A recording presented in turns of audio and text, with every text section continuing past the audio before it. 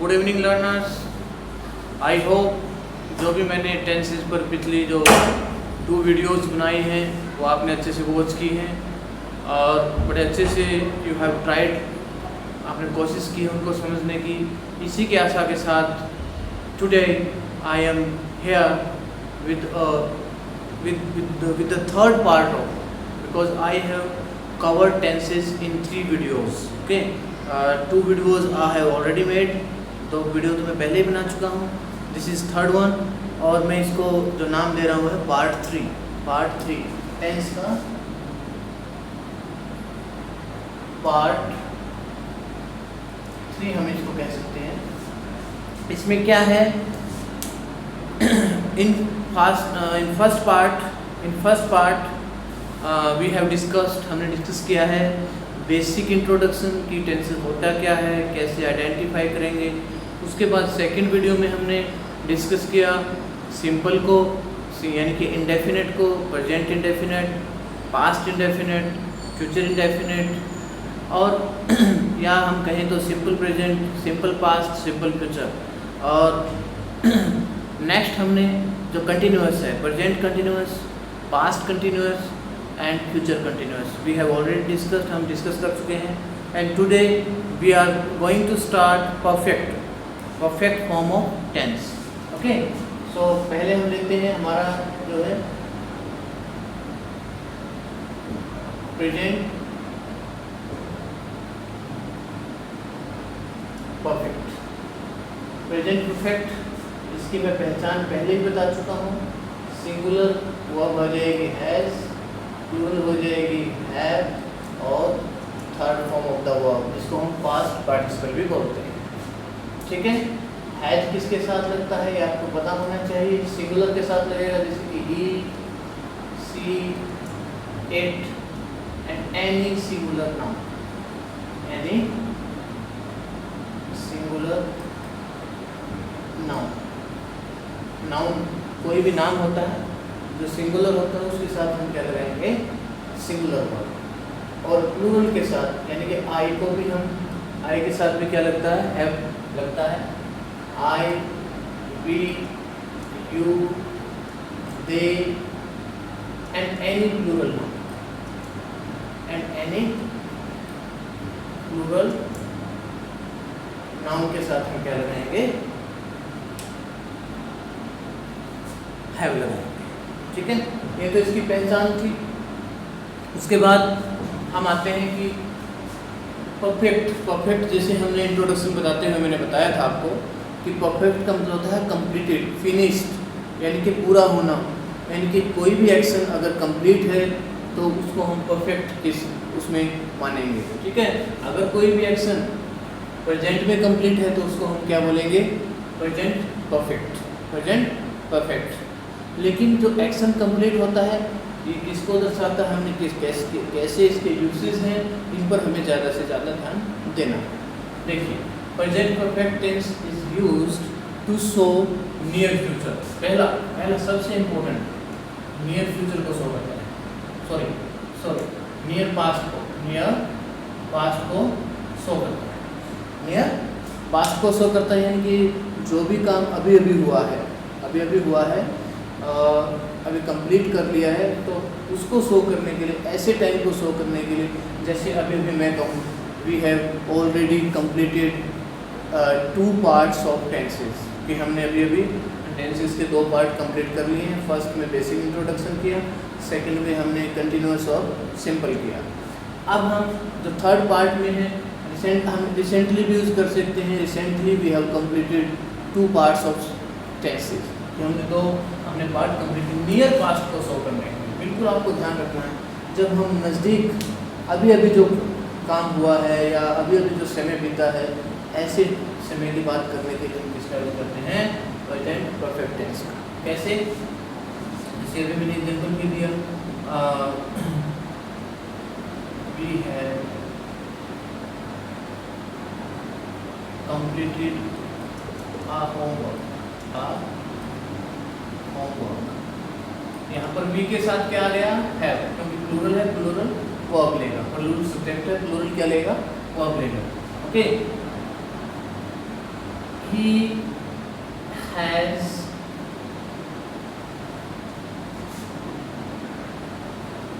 recently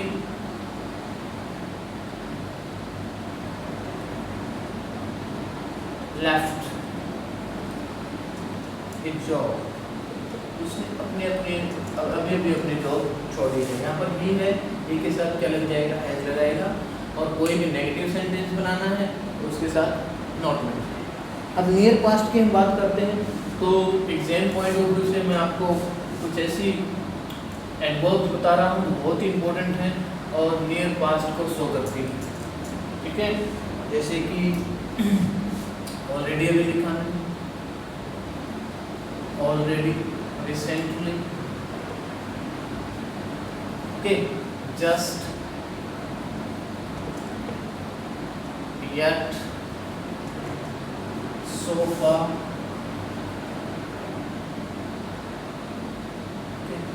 उसके बाद since में भी यूज करते हैं। since तो मैं बताऊंगा पहले आपको कैसे।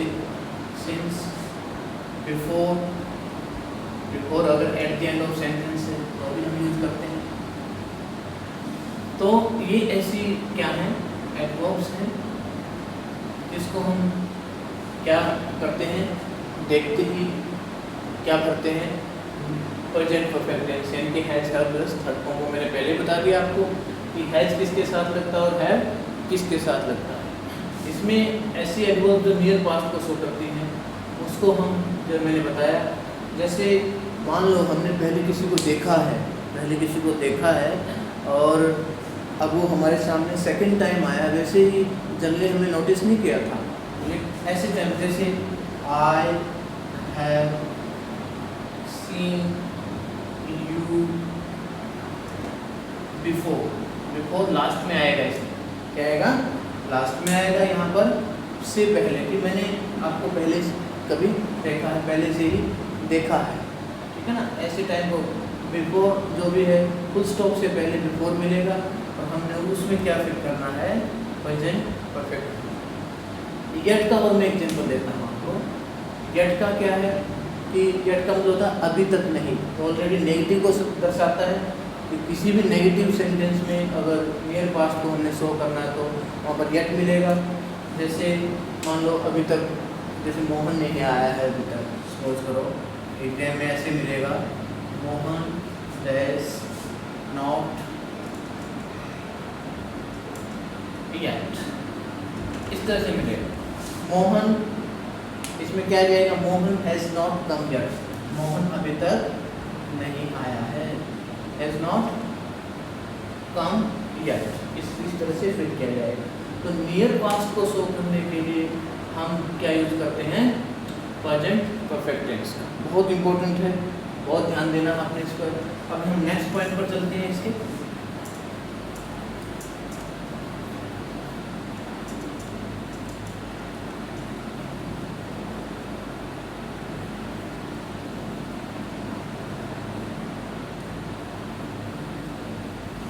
नेक्स्ट पॉइंट जो है ऐसे टाइम को शो करने के लिए, सिंस का मैंने अभी बताया था कि जिसमें दो काम पहले से ही, ठीक है।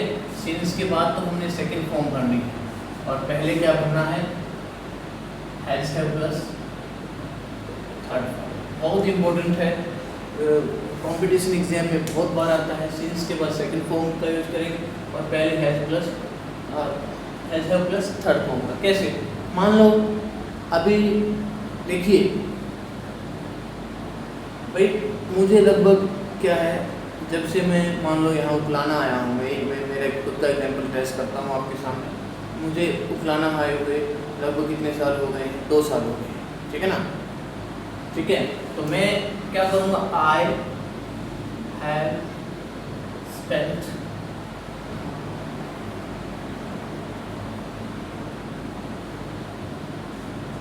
I have spent 2 years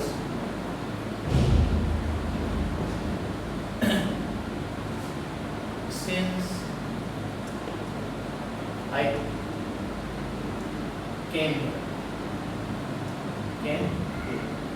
कि जब से मैं आया हूँ ना, मुझे यहाँ लगभग 2 साल हो गए हैं। मैं अगर किसी को हम जानते हैं, किसी के उसमें भी बात एग्जिस्टेंस की है कि मैं उससे नहीं मिला हूँ जब से मैं यहाँ आया हूँ, ठीक है ना। I have not met with him since I reached here, जब से मैं यहाँ पहुँचा हूँ। तो ऐसे टाइम को शो करने के लिए हम किसका यूज़ करते हैं, ऐसे एक्शन को शो करने के लिए किसका यूज़ करेंगे हम, प्रेजेंट परफेक्ट। नेक्स्ट देखिए, प्रेजेंट परफेक्ट टेंस कंफ्यूजन हो जाता है कई बार, जो सिंपल पास्ट में हो, ये बड़ा एक अच्छा कंपटीशन पॉइंट ऑफ व्यू से बड़ा इंपॉर्टेंट है। वेयर टाइम इज मेंशन, ये आपको ध्यान रखना है, जहाँ टाइम मेंशन किया जाएगा वहाँ पर क्या आता है, वहाँ पर क्या आएगा, सिंपल पास्ट आएगा। ये कई बार आ जाता है, जैसे कॉमन एरर्स का भी टॉपिक है कि जहाँ टाइम मेंशन किया जाएगा वहाँ सेकंड फॉर्म आएगी, और जहाँ सिर्फ नियर पास्ट को शो किया जाएगा वहाँ पर क्या आएगा, हैज है प्लस थर्ड फॉर्म, ठीक है। जैसे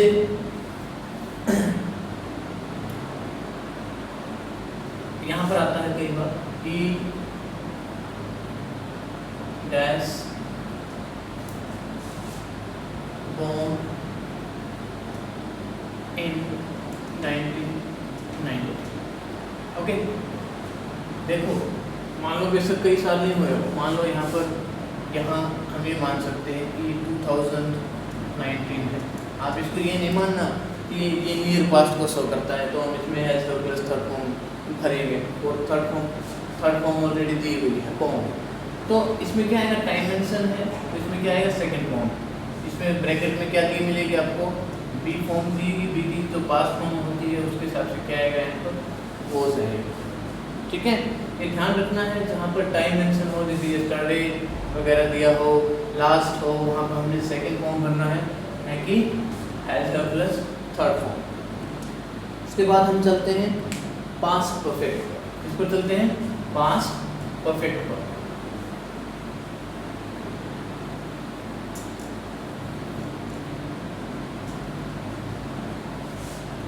पास्ट परफेक्ट टेंस, पास्ट है तो हैज हैव की पास्ट फॉर्म आ जाएगी, क्या आ जाएगी, पास्ट फॉर्म क्या है, हैज हैव की हैड क्या हो जाएगी इसकी, third form, had plus third form. यानी कि कोई भी एक्शन, कोई भी वर्क अगर पास्ट में कंप्लीट हुआ था, तो उस ऐसे टाइम को शो करने के लिए किसका यूज करते हैं, पास्ट परफेक्ट टेंस का हम यूज करते हैं। यानी कि ज़्यादातर मैं कहूँ तो तीन कैटेगरी में कहूँ तो नियर पास्ट को शो करने के लिए किसका यूज़ किया हमने, बहुत ही अच्छा सा पास्ट को शो करने के लिए किसका यूज़ करते हैं, और फार पास्ट को शो करने के लिए किसका यूज़ करते हैं। बड़ा आपको अच्छे से समझाता हूँ। नियर पास्ट को शो करने के लिए मैं अभी किया हमने, हम प्रेजेंट परफेक्ट को यूज़ करते हैं, यानी कि has have plus third form. Past को शो करने के लिए हम किसका यूज़ करेंगे, सिंपल पास्ट टेंस, यानी second form of the verb. और फार पास्ट यानी कोई भी दूर की बात करने के लिए, फार पास्ट की बात करने के लिए, ठीक है ना, पास्ट से भी दूर के पास्ट के लिए हम किसका यूज करेंगे, पास्ट परफेक्ट टेंस का had plus third form, had plus third form का हम यहाँ यूज करेंगे। देखिए ये जनरल सा बताया, नियर पास्ट को शो करने के लिए has have plus third form, past को शो करने के लिए सेकंड फॉर्म, फार पास्ट को शो करने के लिए had plus third form. You have not to be confused, confuse नहीं होना इसमें बिल्कुल भी, हमें क्लियर दिखाई देगा सब। सेकंड, अगर हमारे पास अब पास्ट का ही जिक्र चल रहा है तो मैं आपको क्लियर करूंगा कि यहाँ पर अगर बाय द टाइम है, बाय द टाइम में अगर एक में सेकंड फॉर्म आएगी पहले वाले में, और दूसरे वाले उसमें क्या जाएगी, हैड प्लस थर्ड फॉर्म। दो एक्शन चलेंगे, ठीक है ना। By the time I reach the station, by the time I reach the station, I had caught the train में क्या है, मैं अगर मैं समय रहते रहते मैं स्टेशन पर पहुंच गया होता तो हमने क्या कर लिया होता, ट्रेन मैंने पकड़ ली होती। ऐसे ही बाय द टाइम तो होता ही है। बाय द टाइम के पहले ब्लैंक में क्या जाएगा, सेकंड फॉर्म, दूसरे में क्या जाएगा, हैड प्लस थर्ड फॉर्म। जैसे मैं एग्जांपल पूरा करता हूँ, by the time I reached the station,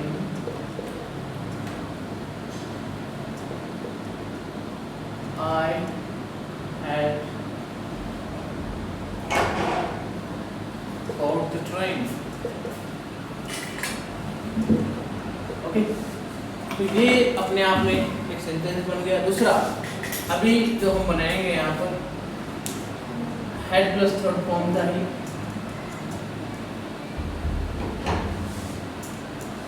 before और आफ्टर के केस में बड़ा इंपॉर्टेंट है।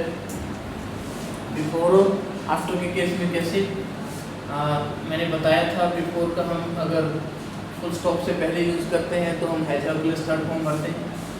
बिफोर और आफ्टर के केस में when two works are going simultaneously, दो काम चल रहे हैं, उनमें से पहला जो काम होता है, उसको शो करने के लिए हम किसका यूज करते हैं, पास्ट का। यहाँ पर देखो ना, अगर काम पहले हो यानी कि सिंपल पास्ट की बात की जाए तो हम सेकंड फॉर्म का यूज करेंगे, और दूर की बात हो, फार पास्ट की बात हो, क्या हो जाएगा, had plus third form. After में इसका उल्टा हो जाएगा, आफ्टर के बाद क्या आएगा, हैड प्लस, तो इसके जो बाद में काम होता है, और पहले वाला क्या आ जाएगा यहाँ पर, सेकंड। ठीक है, ये बहुत मोस्ट इम्पोर्टेंट है एग्जाम पॉइंट ऑफ व्यू से भी, और competition exam point of view से भी मैं कहूँ, और बोर्ड की क्लासेस या जनरल एकेडमिक क्लासेस के लिए बहुत इंपॉर्टेंट है। टेंसेस में बिफोर और आफ्टर के बाद क्या क्या आता है, बहुत इंपॉर्टेंट है। हम सेंटेंस देखते हैं कि डॉक्टर्स आने से पहले, बड़ा हमारे टीचर भी हमें बताया करते हैं, बहुत ही फेमस एग्जाम्पल है, बहुत जनरल एग्जाम्पल है कि डॉक्टर के आने से पहले रोगी मर चुका है। The patient had died before the doctor came। यहाँ सेकंड फॉर्म है, और यहाँ पर ये क्या है, हेड प्लस, सॉरी यहाँ क्या है, हेड प्लस थर्ड। अगर हम इसको उल्टा लिखें, the doctor came after the patient had died, इस तरह से भी हम इसको लिख सकते हैं। ध्यान रखना है कि जब दो एक्शन चल रहे हो कि पहले जो एक्शन होता है उसके लिए हम सेकंड फॉर्म यानी पास्ट को शो करने के लिए सेकंड फॉर्म, अगर उससे भी दूर का पास्ट है तो क्या है, अगर उससे भी पहले कोई काम हो गया था, उससे भी पहले पास्ट की बात करें तो हेड प्लस थर्ड फॉर्म का हम यूज करते हैं। आई होप कि आपको बहुत अच्छी तरह क्लियर हो गए।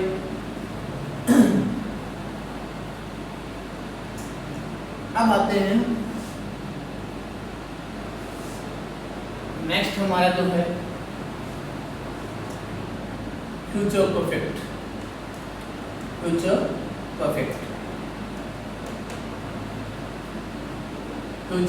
परफेक्ट टेंस की बात करते हैं।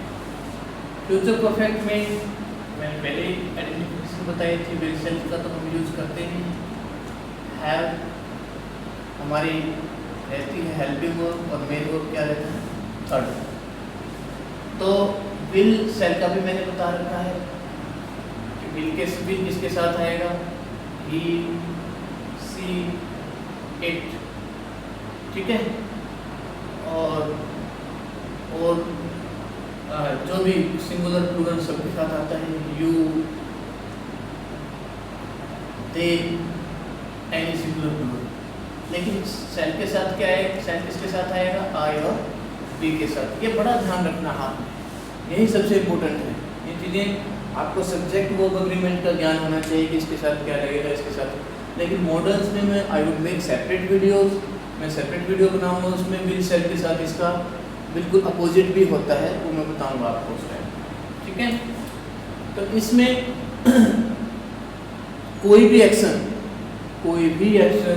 अगर फ्यूचर में कंप्लीट होता हुआ हमें दिख रहा है कि मान लो अब हमारा सिलेबस चल रहा है, बहुत छोटा रह गया कोरोना की वजह से, तो हम कहेंगे कि हमारा जो अब की बार सिलेबस ना, हमारा सिलेबस मेरे ख्याल से मार्च तक पूरा हो चुका होगा, मार्च तक अब की बार पूरा हो चुका होगा। इस प्रकार से हम बात करें तो we shall have completed our syllabus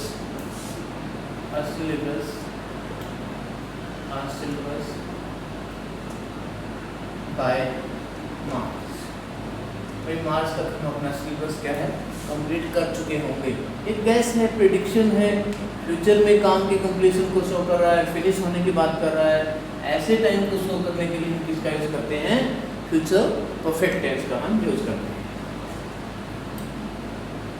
अभी जैसे हमने एक सेंटेंस लिखा बाय द टाइम, ध्यान रखना डियर चिल्ड्रन, बड़ा इसमें कंफ्यूजन रहता है। By the time, by the time में मैंने बताया अगर एक में सेकंड फॉर्म हो तो दूसरे में क्या जाएगा? एट प्लस थर्ड फॉर्म आती है। लेकिन अगर एक में फर्स्ट फॉर्म प्रेजेंट फॉर्म दी हो तो दूसरे में क्या आएगा? Will shall have plus third form. ध्यान रखना है, अगर मैं कहूँ by the time he reaches the station he will have caught the train, इसका ये बन जाएगा सीधा, इसका सीधा सेंटेंस ये बन जाएगा। बाय द टाइम अगर हम साथ में जोड़े he reaches the station he will have caught CAUGST or the train, or the train। ये देखिए, ये आपने ध्यान रखना है फ्यूचर परफेक्ट में कोई भी हम एक्शन को अगर फ्यूचर में प्रिडिक्शन प्रोफेसी मतलब भविष्यवाणी पर आधारित होते हैं, गैस होती है, तो एक उसमें हम सोचते हैं कि काम कंप्लीट हो जाएगा तो हम इसका यूज करते हैं फ्यूचर परफेक्ट। तो this is all about perfect form of tense. Now we come last form, this is fourth one, perfect continuous।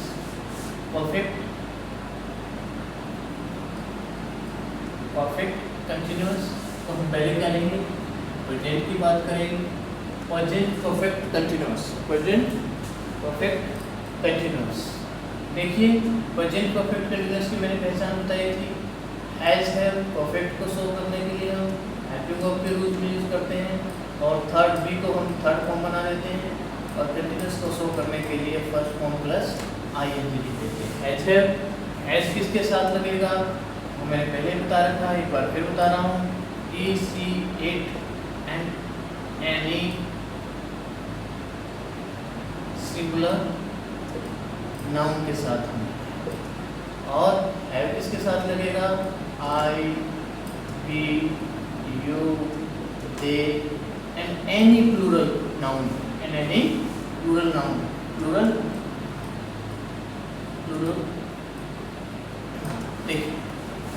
देखिए डियर लर्नर्स, ये बहुत इंपॉर्टेंट है, ये आपको आना चाहिए इस तरह से। इसमें पता होना चाहिए कि हमने कौन सी वर्ब के साथ किस सब्जेक्ट का यूज करना है।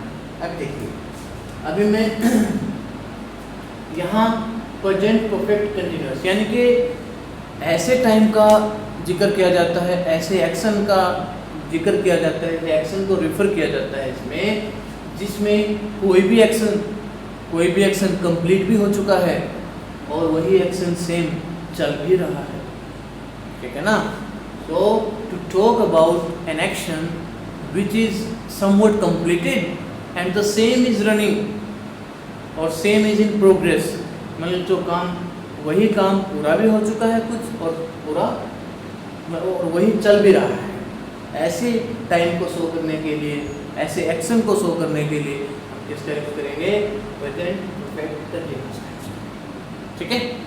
तो सबसे बड़ी जो पहचान है इसकी वो है लास्ट में at the end of sentence since for plus time. Since for plus time, क्योंकि ये ऐसे टाइम का जिक्र करता है कि काम कितने समय से हो रहा है, जो काम हुआ है वो कंप्लीट भी हो चुका है और चल भी रहा है। ठीक है, तो हमें ध्यान से देखना कि अगर at the end of sentence के एंड में सिंस फॉर प्लस टाइम मिले, वैसे तो आपने कंफ्यूज नहीं होना, सिंस और फॉर का हम यूज़ करते हैं, प्रेजेंट परफेक्ट में भी यूज़ करते हैं। जैसे जहाँ पर हमें वर्ब जो है कंटिन्यूस नहीं बना सकती, जैसे कि नो है। ठीक है, ठीक है ना। अगर मैं कहता हूँ मैं किसी को 2 साल से जानता हूँ, फिर ऐसे नहीं आएगा I have been knowing him for 2 years, for 2 years, ऐसे नहीं आएगा। That will be wrong sentence, क्योंकि नो है अपने साथ कभी भी कंटिन्यूस फॉर्म नहीं लेता। ठीक है, तो ऐसे सेंटेंस को बनाने के लिए हम क्या करते हैं, I have known him for 2 years, कि मैं उसको 2 साल से जानता हूँ, इसका ये बन जाएगा। तो आपने ध्यान देना नो के केस में, अदरवाइज हम लगभग क्या करते हैं,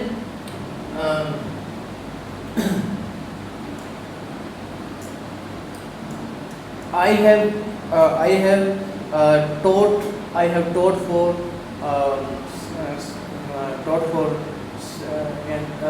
1 year, कि मुझे 1 साल हो गया, since I joined GSS गाजूवाला, जब से मैंने गाजूवाला ज्वाइन किया है तो मुझे कितना टाइम हो गया है।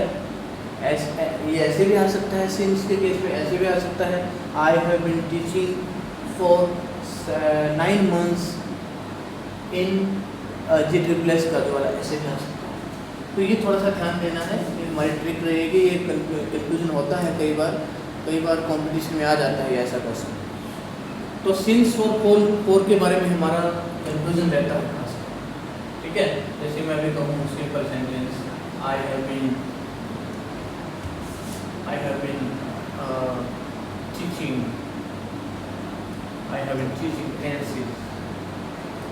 tenses for 3 days, 3 दिन हो गए मुझे पढ़ाते हुए, 3 दिन से मैं क्या पढ़ा रहा हूँ, टेंसेस पढ़ा रहा हूँ। यानी कि since for plus time sentence के लास्ट में होगा, ऐसे टाइम को शो करने के लिए उसका यूज करते हैं। ठीक है, अब कंफ्यूजन रहता है सिंस और फॉर में, इनमें बहुत अच्छे से दूर करना है ये कंफ्यूजन।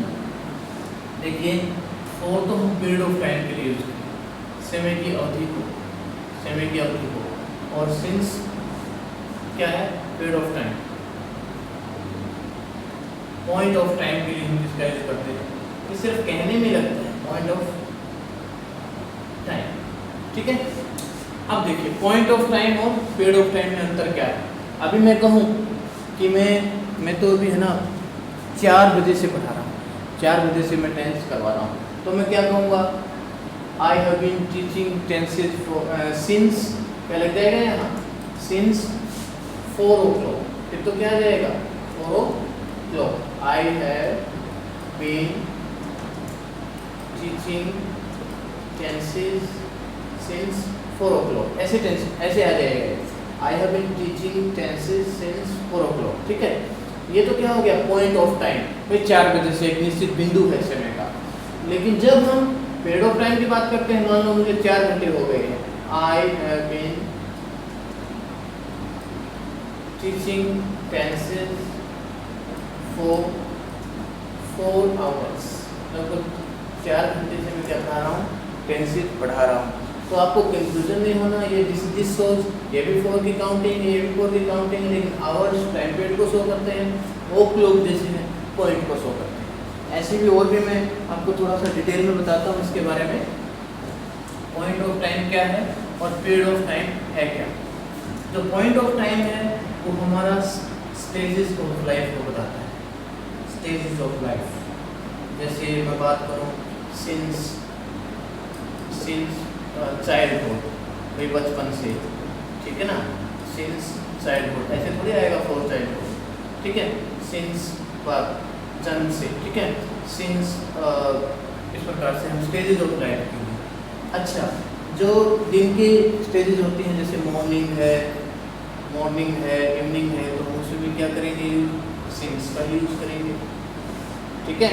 कैलेंडर है हमारे, कैलेंडर के लिए जैसे डेज होते हैं, डेज में वैसे तो अगर काउंटिंग में आए तो हम 4 का यूज़ करते हैं, 4 डेज, 3 डेज, 2 डेज, इस प्रकार से करते हैं। लेकिन अब दिनों के नाम हो जैसे कि मंडे है, ट्यूसडे है, उसमें हम किसका यूज़ करेंगे, सिंस का यूज़ करेंगे। ठीक है। डेट्स हैं, ठीक है, डेट्स में भी हम किसका यूज़ करेंगे, सिंस का। उसके बाद मंथ है, ठीक है, मंथ है, उसमें हम किसका यूज़ करेंगे, सिंस का। ठीक है ना। तो इस प्रकार से आपको समझना है कि कैलेंडर में जैसे डेज, मंथ्स, और उसमें टाइम में हम कैसे सिंस का यूज़ करेंगे, कैसे हम फोर का यूज़ करेंगे। फोर पीरियड ऑफ टाइम को दर्शाता है, और जो सिंस है वो स्टेजेस ऑफ लाइफ को भी दर्शाता है, टाइम के ऐसे बिंदु को भी बताता है जिसमें कि मॉर्निंग, इवनिंग, इस प्रकार से आया हुआ होता है। ठीक है। ये हमारा कंप्लीट हुआ सिंस और फोर के साथ प्रेजेंट परफेक्ट कंटिन्यूअस। बहुत इम्पोर्टेंट है, काफ़ी एग्जाम में आता है। और जो सिंस फोर का कंसेप्ट है ये खासकर कॉमन एरर्स में ज़रूर आता है, कंपटीशन एग्जाम्स में ज़रूर आता है। अब हम आते हैं next,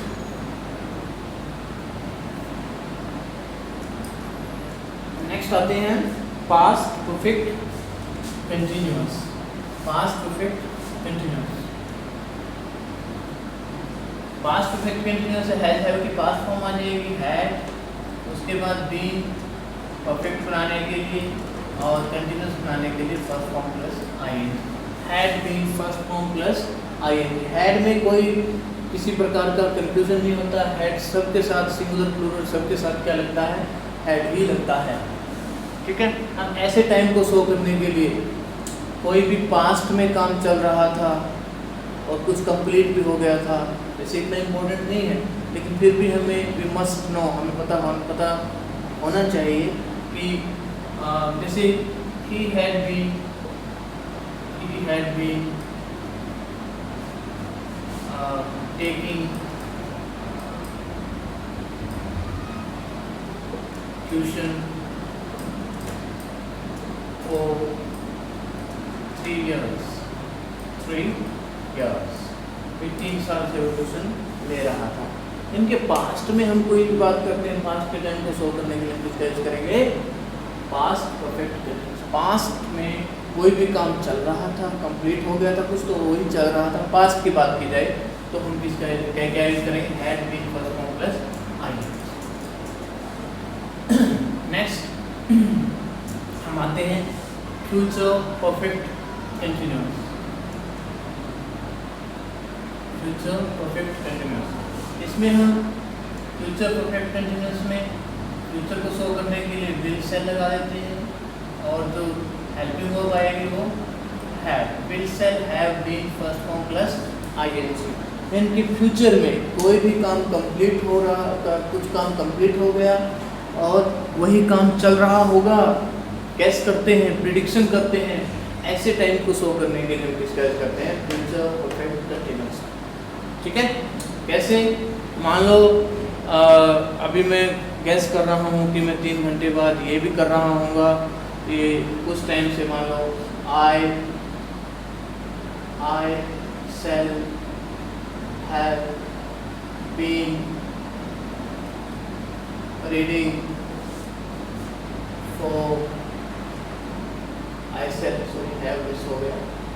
have been reading for 3 hours। Future के बारे में अगर बताया जाए तो 3 hours भी 3 घंटे से मैं मतलब पढ़ा रहा हूँगा, यानी कि लगभग मैं गैस कर रहा हूँ कि 3 घंटे हो भी गए, वो भी पढ़ा रहा था, मतलब उसमें फ्यूचर में होगा के सेंस में आ गया। फ्यूचर में तो कुछ काम कंप्लीट भी हो गया और फ्यूचर में वही काम आगे चल भी रहा था। ऐसे टाइम को शो करने के लिए हम इसका यूज करते हैं फ्यूचर परफेक्ट कंटिन्यूअस। अब हमारे जो लास्ट है, हम कैसे कंबाइंड यूसेज देखेंगे। पहले हम कंडीशनल सेंटेंसेस में देख लेते हैं, बहुत मोस्ट इम्पोर्टेंट है। Competition point, conditional sentence.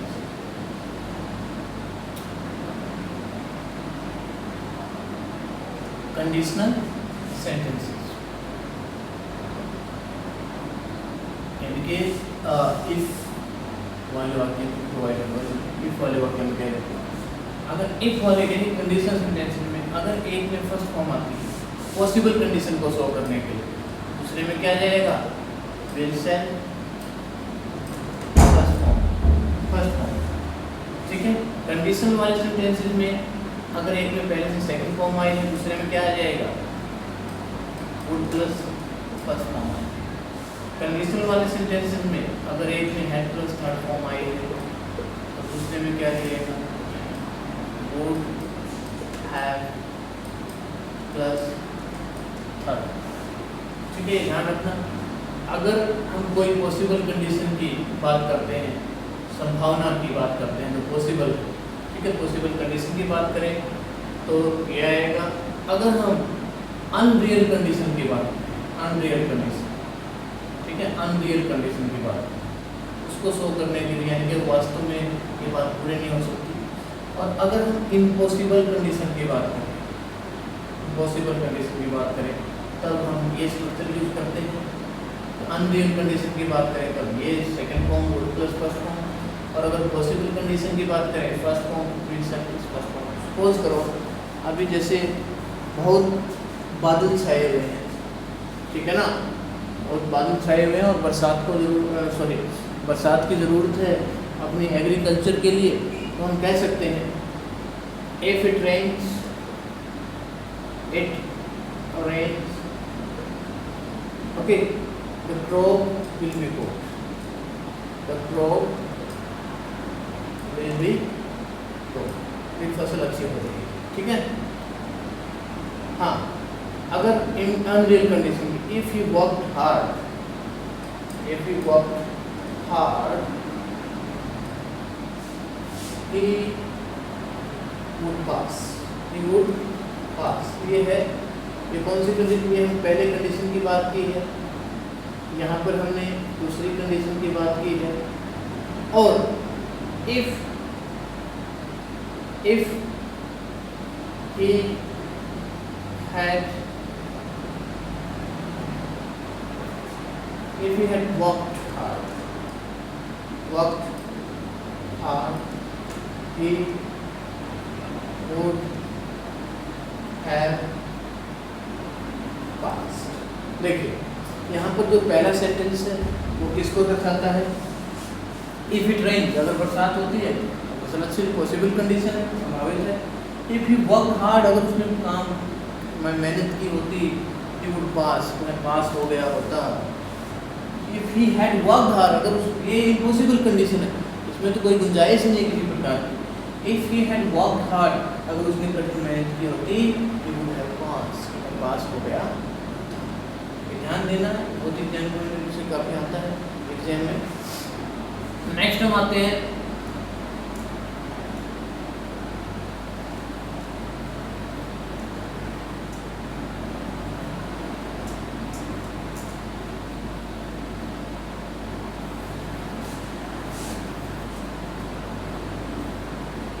जो भी मैंने अभी टेंसेस के बारे में बताया, आपने स्ट्रक्चर का विशेष ध्यान रखना है कि कैसे, जो मैंने बताया है कि असर्टिव सेंटेंस का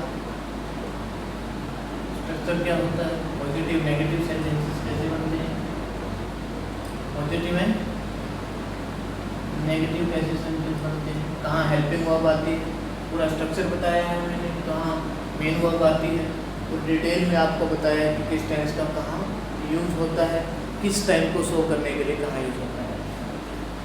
उसके बाद इंट्रोगेटिव का स्ट्रक्चर का ध्यान रखना है पूरा, कि ये नहीं कि जो मैंने बताया वही नहीं, आपने सेंटेंस के स्ट्रक्चर के हिसाब से ही हमने देखना है। इंट्रोगेटिव सेंटेंस जैसे इसमें सब्जेक्ट आता है, हेल्पिंग वर्ब आती है, ये फिर मेन वर्ब आ जाती है, मेन वर्ब, और फिर ऑब्जेक्ट आता है। अगर कोई नेगेटिव सेंटेंस है तो हेल्पिंग वर्ब के बाद क्या लग जाता है, नॉट बन जाता है। कोई नेगेटिव सेंटेंस हेल्पिंग वर्ब के साथ क्या लग जाएगा, नॉट लग जाएगा। इंट्रोगेटिव में मैंने बताया था आपको बेसिक इंट्रोडक्शन में WH वर्ड टाइप होते हैं और एक होते हैं यस नो टाइप क्वेश्चन। ये बड़ा ध्यान रखना है कि कैसे हम इनका स्ट्रक्चर, जैसे WH वर्ड में एक बार फिर मैं बता देता हूँ। WH वर्ड, उसके बाद helping verb, next main verb, sorry subject, उसके बाद main verb,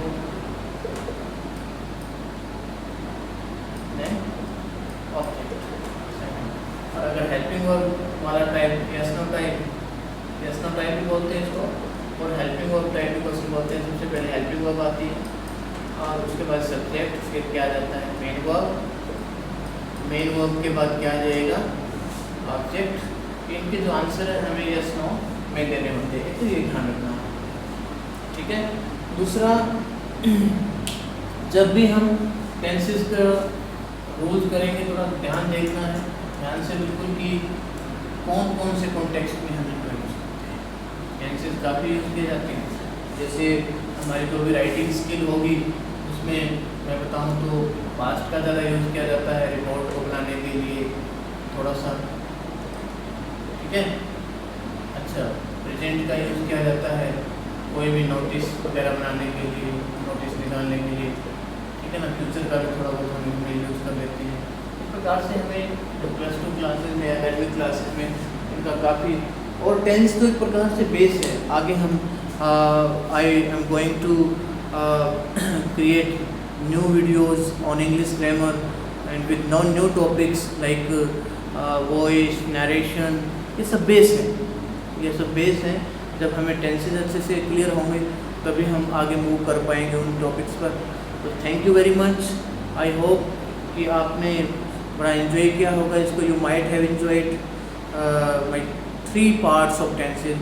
I have tried my level best to cover each and everything that is important from the point of academic point of view, from the point of professional point of view, and that is in competitive exam. Thank you very much students and learners.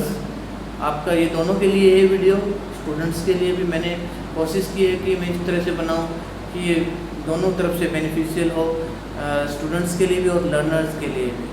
यानी कि learners जो भी competition level की तैयारी कर रहे हैं उनके पॉइंट ऑफ व्यू से भी कॉमन एरर्स को काफ़ी हद तक ये क्लियर करेंगी। Once again thank you. और अगर आपको वीडियो पसंद आए तो इसको लाइक करना मत भूलिए, मेरे चैनल को सब्सक्राइब मत करना।